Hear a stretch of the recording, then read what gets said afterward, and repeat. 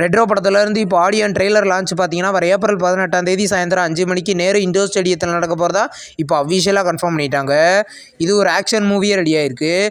கார்த்திக் சுப்ராஜ் டைரக்ஷனில் சந்தோஷ் நாராயணன் மியூசிக்கில் சூர்யா பூஜா கட்டி இந்த படத்தில் லீடாக நடிக்கிறாங்க. படம் பார்த்தீங்கன்னா வர May 1 தேட்டர்களில் ரிலீஸ் ஆகுது.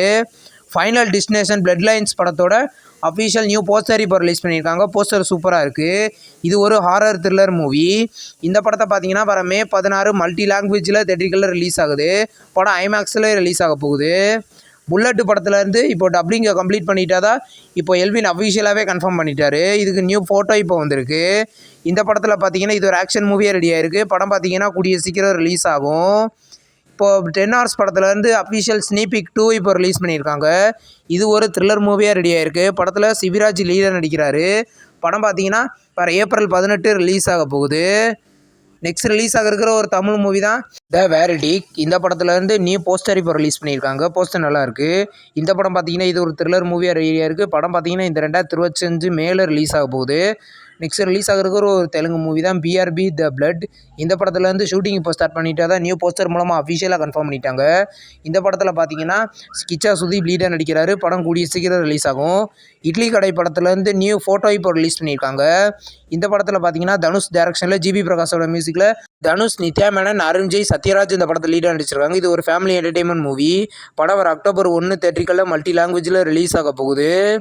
ஹிட் த தேர்ட் கேஸ் படத்துலேருந்து அஃபிஷியல் கர்நாடகா தேட்டரிகள் ரிலீஸ் ரைட்ஸை பார்த்தீங்கன்னா ஃபர்ஸ்ட் ஃபிலிம்ஸ் ரிலீஸ் பண்ணியிருக்கிறதா இப்போ அஃபிஷியலாக கன்ஃபார்ம் பண்ணிட்டாங்க. இந்த படத்தில் நானி லீடாக நடிக்கிறாரு. இது ஒரு த்ரில்லர் மூவி. படம் வர May 1 ரிலீஸ் ஆக போகுது.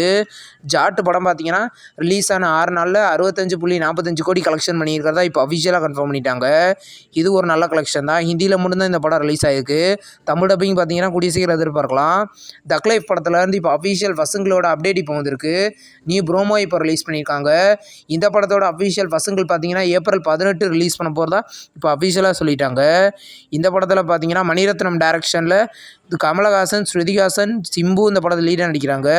இந்த படம் பார்த்தீங்கன்னா இந்த June 5 கிராண்டாக மல்டி லாங்குவேஜில் ரிலீஸ் ஆக போகுது.